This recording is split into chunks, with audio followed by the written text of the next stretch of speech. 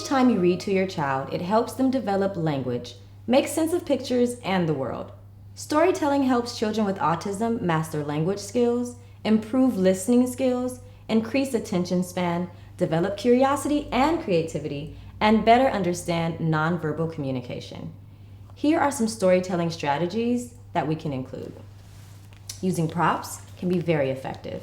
Use animated facial expressions and tone while telling the story. Here's a prime example of there was an old lady who swallowed a fly. Here are the props that we will use after we read. There was an old lady who swallowed a bird.